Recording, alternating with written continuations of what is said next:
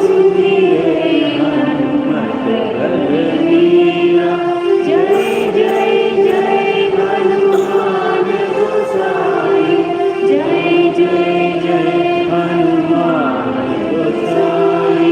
कृपा गुरुदेव की नाम, जो सतबार पाठ कर कोई, चूर ही बंदी महासिद्ध होई। जो यह पढ़े हनुमान चालीसा, होय सिद्धि साधी गौरीसा। तुलसीदास सदा हरि चेरा, कीजय नाथ हृदय माडेरा। कीजय नाथ हृदय माडेरा। राम लक्ष्मण जानकी, जय बोलो हनुमान की। राम लक्ष्मण जानकी, जय बोलो हनुमान की। जय बोलो हनुमान की। जय बोलो हनुमान की। Gently close your eyes.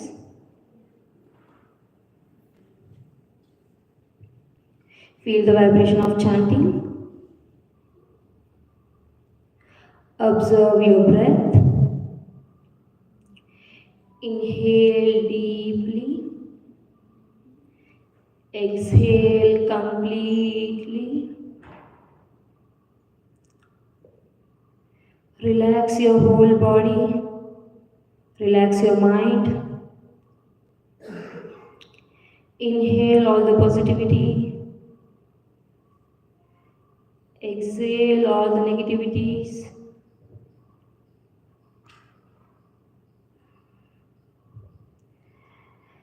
With this positive state of mind, let us begin the next round of Maitri Milan, Gita chanting with 3 rounds of Omkara. Inhale deeply.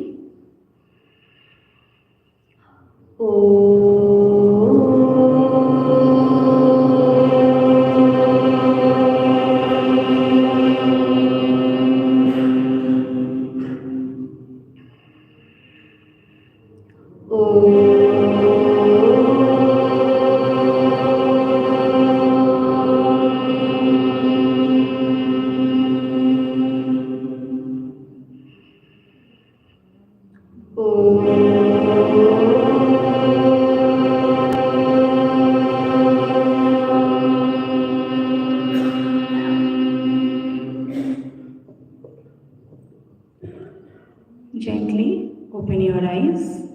Karma Yoga Shloka Sangraha, Dhyana Shloka, lead and follow. Parashariya vachas sarojamaram, Parashariya vachas sarojamaram, Geetartha gandhotkatam, Geetartha-gandhotkatam, Nanakhyanakesaram, Nanakhyanakesaram, Harikatha Sambodhana Bodhitam, Harikatha Sambodhana Bodhitam, Loke Sajjana Shatpadairaharaha, Loke Sajjana Shatpadairaharaha, Pepiyamanam Muda, Deviyamanam muda, Bhuyad Bharata Pankajam, Bhuyat Bharata Pankajam, Kalimala Pradvamsina Shreyase, Kalimala Pradvamsina Shreyase, Atha Shrimad Bhagavad Gita Su, Adha श्रीमद्भगवद्गीतासु कर्मयोगश्लोकसङ्ग्रहः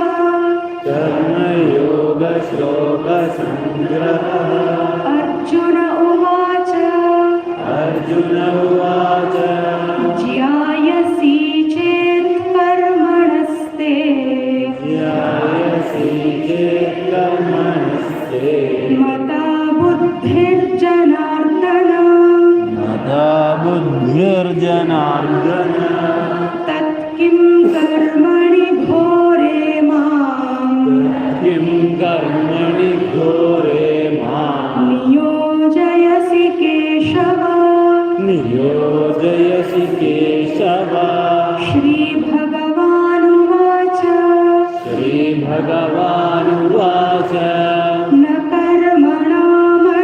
कर्मणामनारम्भात् न कर्मणामनारम्भात् नैष्कर्म्यं पुरुषोऽश्नुते नैष्कर्म्यं पुरुषोऽश्नुते न च सन्न्यसनादेव न च सन्न्यसनादेव सिद्धिं समधिगच्छति सिद्धिं समधिगच्छति न हि कश्चित् क्षणमपि न हि कश्चित् क्षणमपि जातु तिष्ठत्यकर्मकृत जातोत्तिष्ठत्य कर्मकृत कार्यते ह्यवशः कर्म कार्यते ह्यवशः कर्म सर्वः प्रकृतिजैर्गुणैः सर्वः प्रकृतिजैर्गुणैः कर्मेन्द्रियाणि संयम्य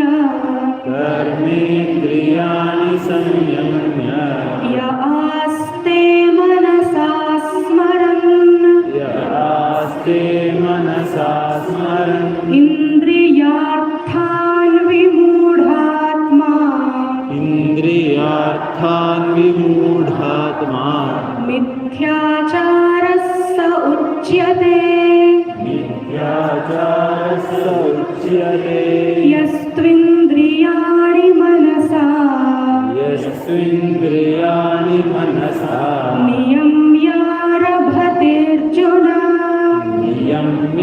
नियम्यारभतेऽर्जुन कर्मेन्द्रियैः कर्मयोगम् कर्मेन्द्रियैः कर्मयोगम् असक्तः स विशिष्यते असक्तः स विशिष्यते अनुबन्धं क्षयं हिंसाम् अनुबन्धं क्षयं हिंसाम् अनवेक्ष्य च पौरुषम् अनवेक्ष्य च पौरुषम् मोहादारभ्यते कर्म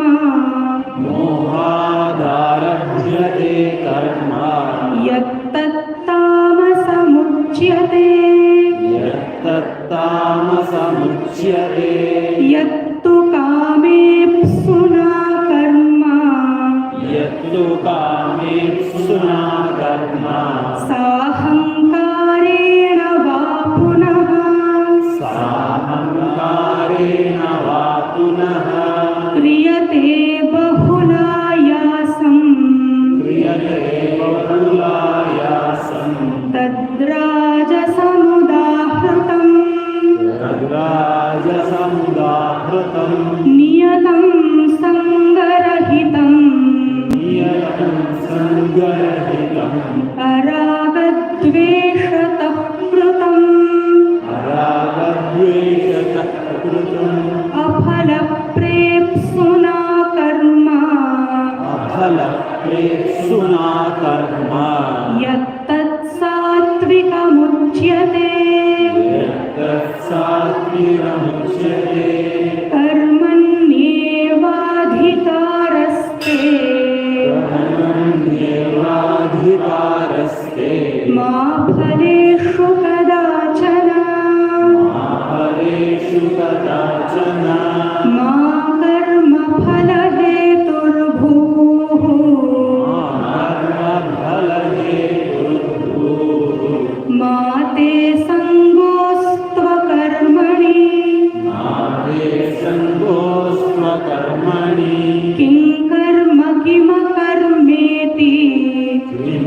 कर्म किमकर्मेति कवयोऽप्यत्र मोहिताः कवयोऽप्यत्र मोहिताः तत्ते कर्म प्रवक्ष्यामि तत्ते कर्म प्रवक्ष्यामि यज्ञात्वा मोक्ष्यसे शुभात् कर्मणो ह्यपि बोद्धव्यम् बोद्धव्यं च विकर्मणः विकर्मणः अकर्मणश्च बोद्धव्यम् कर्मणश्च बोद्धव्यम् गहना कर्मणो गतिः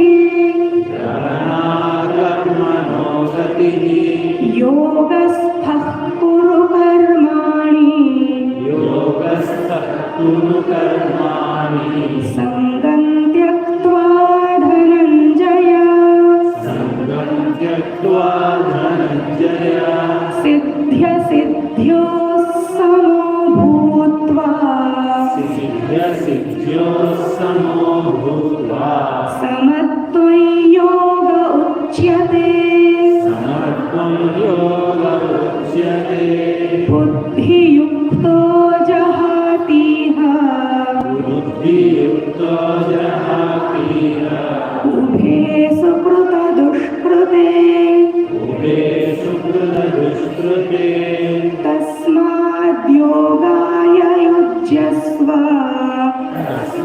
तस्माद्योगाय युज्यस्व योगः कर्मसु कौशलम् योगः कर्मसु कौशलम् कर्मण्यकर्म यः पश्येत् कर्मण्यकर्म यः पश्येत् अकर्मणि च कर्म यः कर्मणि च कर्म यः स बुद्धिमान् मनुष्येषु स बुद्धिमान् मनुष्येषु स युक्तः कृत्स्नकर्मकृत् संयुक्तः कृत्स्नकर्मकृत् त्यक्त्वा कर्मफलासङ्गम् त्यक्त्वा कर्मफलासङ्गम् नित्यतृप्तो निराश्रयः नित्यतृप्तो निराश्रयः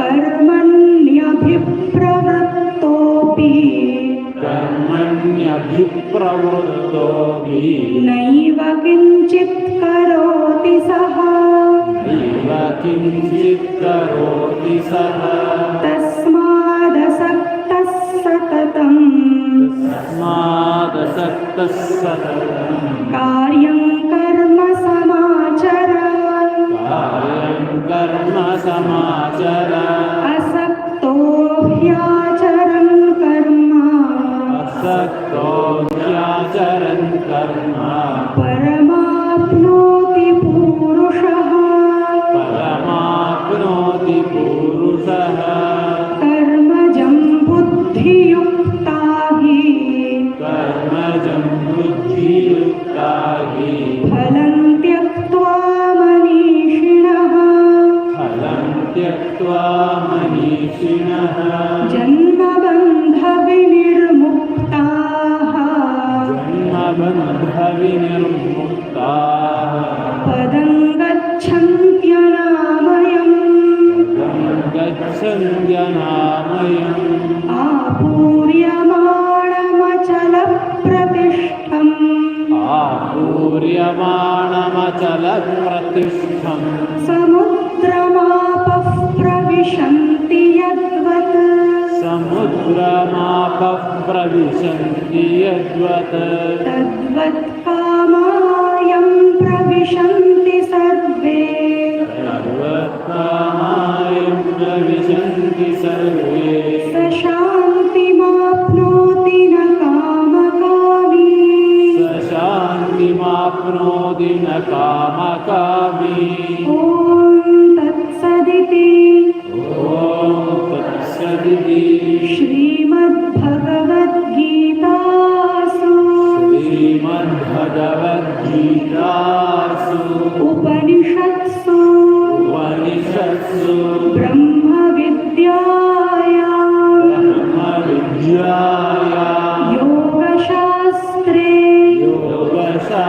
Shri Krishna Arjuna Samvade Karma Yoga Shloka Sangraha Harihi Om Tat Sat Shri Krishna Arpanamastu.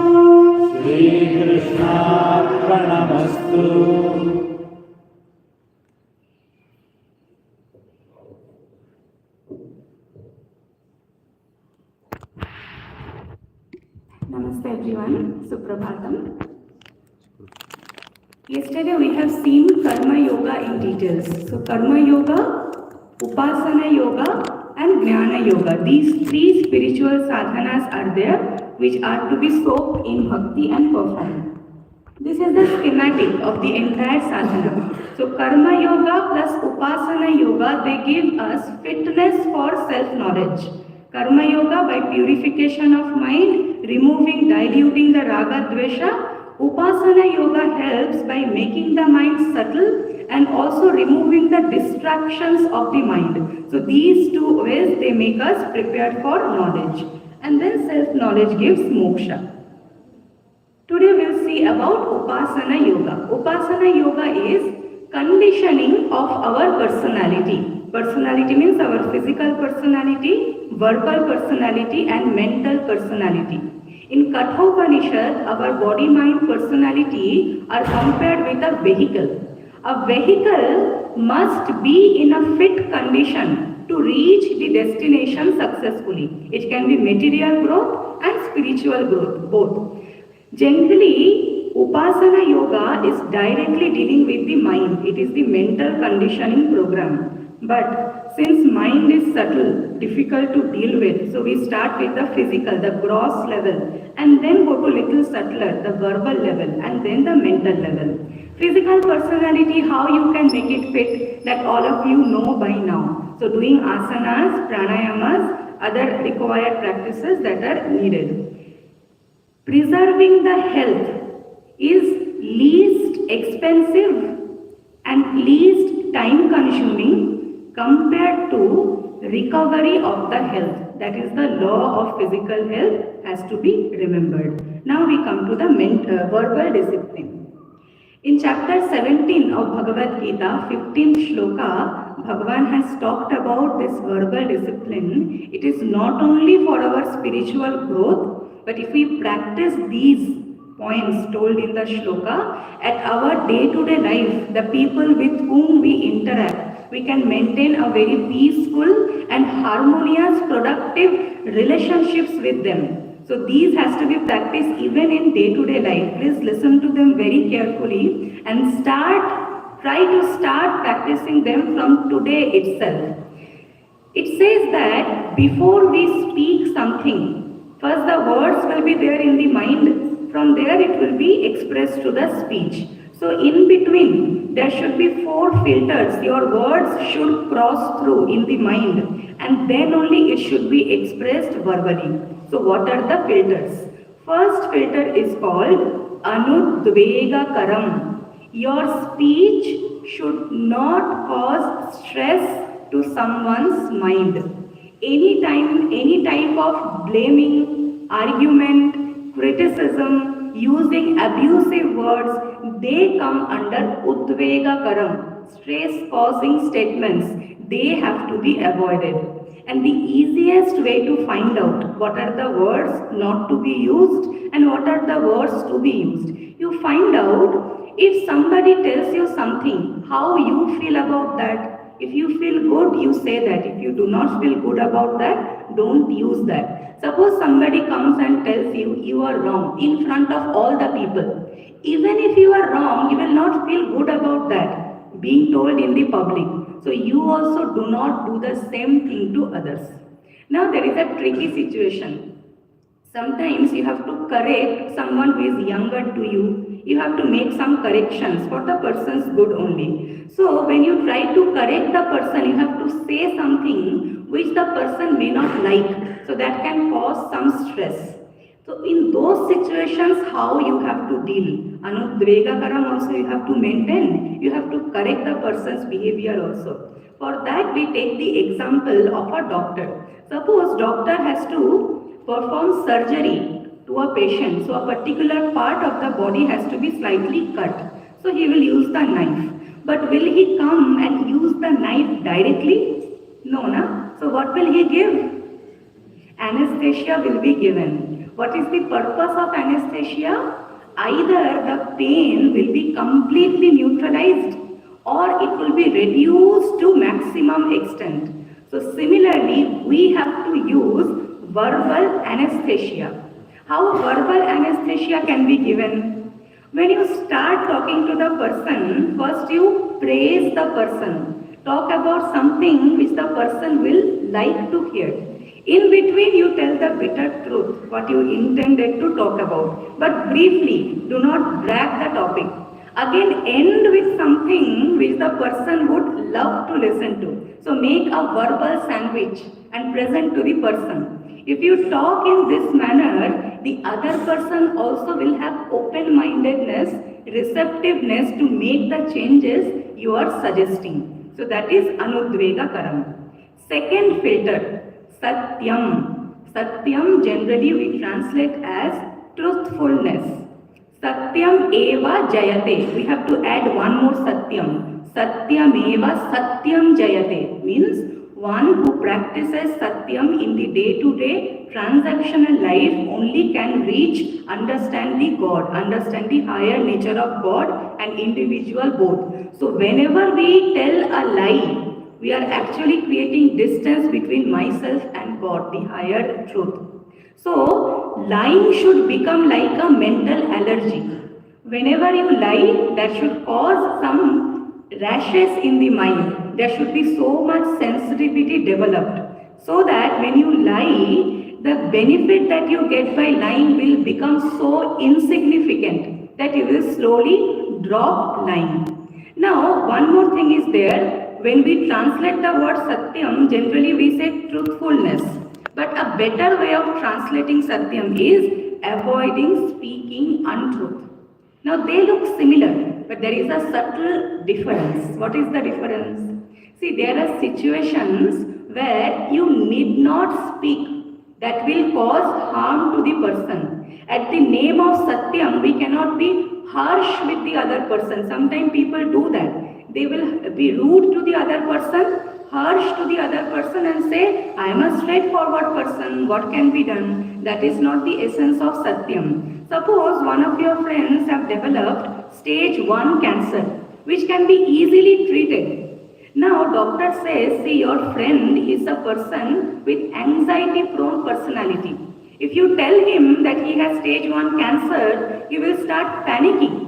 And then his immune system will go down. He will not be able to beat cancer. So that time we should not be Satyavadi and go to friends, see you have stage 1 cancer. No need. So avoid speaking untruth. Means whenever not required, it can cause harm, you can keep quiet. But if at all you have to speak, then you should avoid speaking untruth. And this not giving the fact or telling lie in this kind of situation, that should be only for the other person's benefit. For my own selfish reason, if I am telling a lie, that is not accepted. That should not be done. That will create a split in our personality. Your mind is thinking about something, your words are coming out as a completely different thing, stating a completely different fact. So Satyam has to be followed. Then comes Priyam. Your words should be pleasant in terms of the decibel, how much intensity. Sometimes two people are standing very close and talking, but one person has the habit of talking very loud. So he will like shout in front of you. So that is not required. Decibel wise also pleasant. And words, choosing auspicious words while speaking. Not to use curse words, abusive words, no.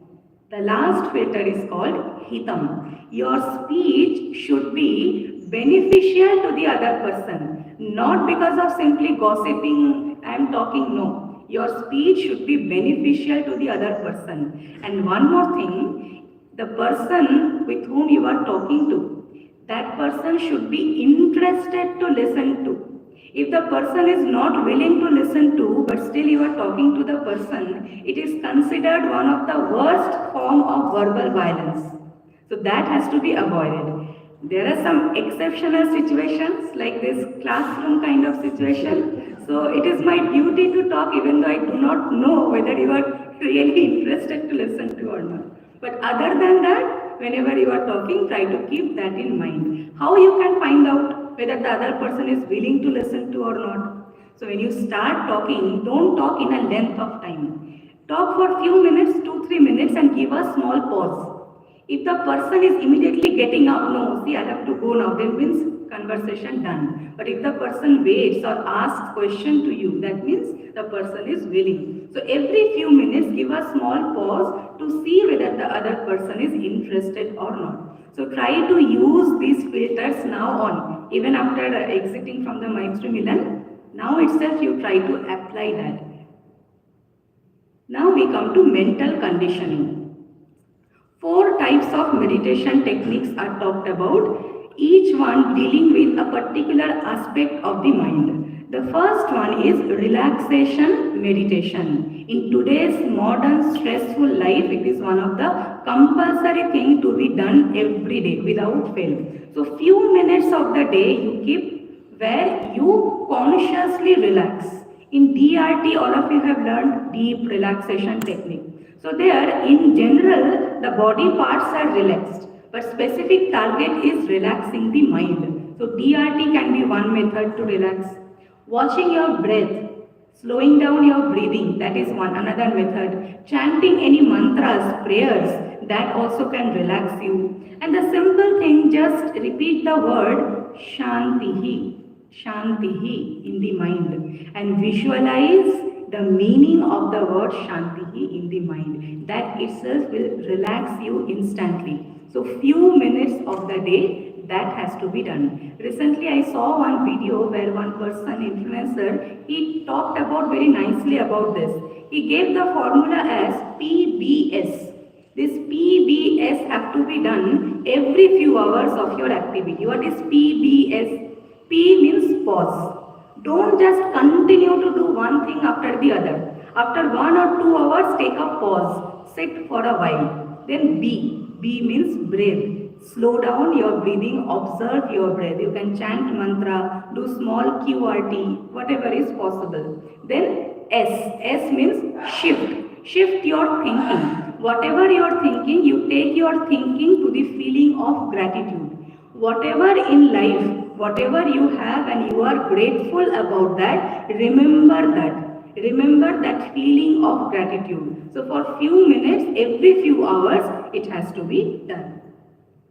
Then comes focusing meditation. This meditation is directly connected with preparation for Jnana Yoga. Focusing meditation means that meditation which will help you to increase your attention and span of attention. 3 methods are talked about: Manasa Puja, Manasa Parayana, and Manasa Japa. What is Manasa Puja? Physically, whenever you do puja of Bhagavan, whatever steps you follow, now you follow the steps mentally. That will be called Manasa Puja. Mentally, you go through the steps in your mind. Then Manasa Parayana. Whatever shlokas, mantras, stotram, chanting of shloka sangraha, whatever you have learned, chant it in your mind without speaking loudly. That is Manasa Parayana. Then Manasa Japa. Each Bhagavan has his or her own mantra. Like for Lord Shiva, the mantra is Om Namah Shivaya. So one mantra like that, whichever Ishta Devata you like, you choose that. Generally it should come from a Guru. Japa Diksha is given. So Om Namah Shivaya, repeating that in your mind for 108 times. Or 108 into 3, 5, 7, as many numbers your Guru will give you. So Manasa Japa. These 3 ways focusing meditation is done, which will help you to increase your span of attention. Distractions of the mind will go away slowly. Third one is expansive meditation. Try to visualize the entire creation. That is also one type of meditation. At present, our life and whatever problems we have, they look so significant, so large, so big in our life.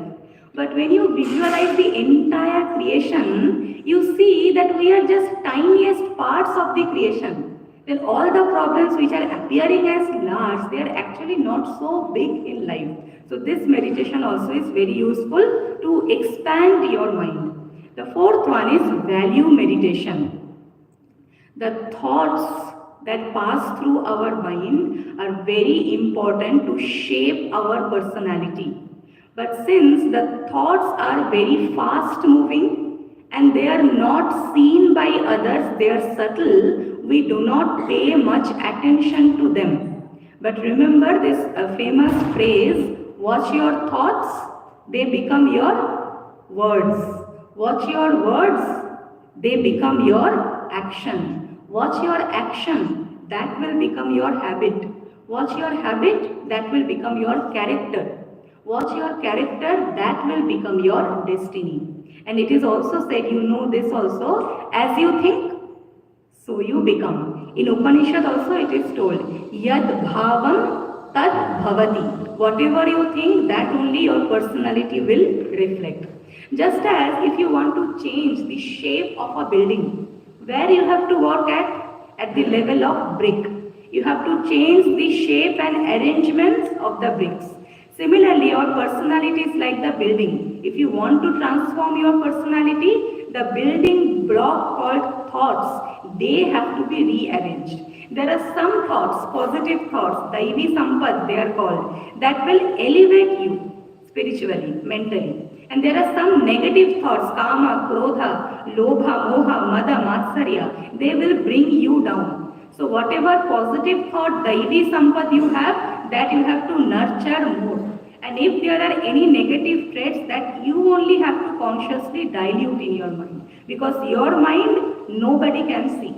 You only are the perceiver, observer of your mind. Like at present, sitting here, I am assuming that all of you are paying attention. But I do not know, even you may look at me but thinking about something else. So where your mind is, I do not know. Physical body is present. So you know your mind, you have to work on them. How we can practice value meditation? Suppose a person has a weakness which is low self-confidence. Then the person has to take a resolve that I am a confident person and I can face all the challenges in life. You have to repeat that resolve for 15, 20, 30 times. Only repetition is not going to help. Whenever you are saying the statement, you have to visualize yourself to be that changed person. So repetition plus visualization together is called value meditation. Mind has tremendous sankalpa shakti. Value meditation will tap that power, use that power. So once again, this is the schematic. So Karma Yoga, Upasana Yoga, Jnana Yoga, which are stages of Bhakti Yoga, they are not optional steps. All the steps are compulsory. Karma Yoga has its benefit, Upasana Yoga. One more thing here, it is added, values. Only Karma Yoga, Upasana Yoga will not help. Values, following the values in life also is mandatory. That you already know, Yama and Niyama you have studied. So only one thing from here I will highlight, that is Steya Varjanam, Asteya, non-stealing. Generally we mean that if we take somebody's object without asking the person, that is called stealing. But stealing can happen and is happening at very subtler level also. Suppose you have somebody working for you and you know what is the salary the person deserves, but the person may not know. So you bargain and give him a very compromised value. That is also called stealing. Whatever the person deserves, give the person that. So that will be non-stealing, steya varjanam. And since Yama Niyama already you know what I felt, in chapter 16 of Bhagavad Gita, Shloka 1, 2 and 3 talk about all the good values, Daivi Sampad, that we should imbibe in our personality. Out of that, only 3 I will talk about, which is not commonly talked about. First one is called Apaishunam. Apaishunam means not talking negative about the other person. Whatever virtues we have, first we have to ask, do I really have the good quality? If the answer is yes, I should not publicize that. Generally, we do the other way. We talk good about myself and bad about the other person. Now, consciously, that has to be reversed. I should be, even if at all I have to talk about the other person, let me talk about the good things in that person. That is Apaishunam. These are the qualities we have to consciously develop in our personality. Second important thing is Mardavam. Mardavam means gentleness in handling other people. A wise person who has attained moksha is soft and hard at the same time. He is hard like a diamond when he is receiving experiences, criticism, praise, negativity, anything that he receives. While receiving, he is hard like a diamond. He is not affected. At the same time, he is soft when he is giving experiences to the other person. When he is interacting with other person, he is very soft. He does not hurt the other person. We are also actually soft and hard both, but in the reverse manner. We are soft when we get some criticism, any hurt, we immediately break down. So we are soft like flower. But when we are giving experience, interacting with others, then we are hard like diamond. We give a tough time to the other person. Now it has to be consciously reversed. The third value I'll talk about is Hri. Hri means shame. Generally, shame is thought to be a negative trait. Here, Hri means healthy sense of shame. What is the meaning of healthy shame? Healthy sense of shame means that which will stop you from doing wrong activities. So these are the three important from the chapter I thought I'll highlight. This is a breakdown of the entire sadhana once again. So Karma Yoga will remove impurity. Upasana Yoga removes vikshepa, chanchalata of the mind. Then Jnana Yoga is divided into three stages: Shravanam, Mananam, Nididhyasanam. Shravanam will remove ignorance, self-ignorance. Knowledge will be given. After that, some doubts can be there. That will be removed by Mananam, removal of doubts. And then Nididhyasanam. Nididhyasanam is removal of habitual errors. Be very careful. Nididhyasanam does not mean experimenting the knowledge. There is nothing called experimentation in Vedanta. Nididhyasana is another form of meditation. What form of meditation? Meditation on the knowledge that you have received. Why it is required? Because even after having the knowledge may not reflect in my personality because of my old habitual samskaras. Example, in your room, suppose the switchboard was this side. For some reason, you only changed it to the other side. So knowledge is there, it is changed. But initial few days or weeks, where will your hand go? To this side. So knowledge-wise you know where is it, but habit-wise you go the other way. For that, Swamiji gives one beautiful example. There was one barbers association. So they planned for the yearly occasion, they planned that Ramayana, on one scene of Ramayana, they are going to play a drama. So they practiced everything. The scene was that Vishwamitra comes, enters King Dasharatha's court, and Dasharatha will welcome him, ask him what he wants. So they rehearsed very well, practiced very well. Now the night came of the performance. They are all well dressed, mukuta and other thing and all, and they are in the stage. All the audience are sitting in front. So one barber who is King Dasharatha is sitting on the stage.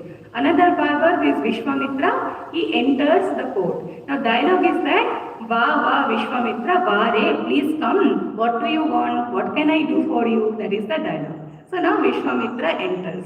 Now King Dasharatha is starting to say the dialogue. He says, Vishwamitra, please come. What do you want? Cutting or shaving?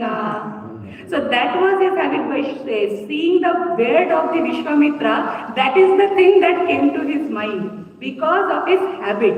Though he knew he is performing a drama, but old habit takes place. That's why only getting self-knowledge is not sufficient. Meditating on the knowledge, keeping the knowledge at the back of the mind consciously, that only will remove all the habitual errors, and the knowledge will reflect in the personality. With this, I conclude. Thank you.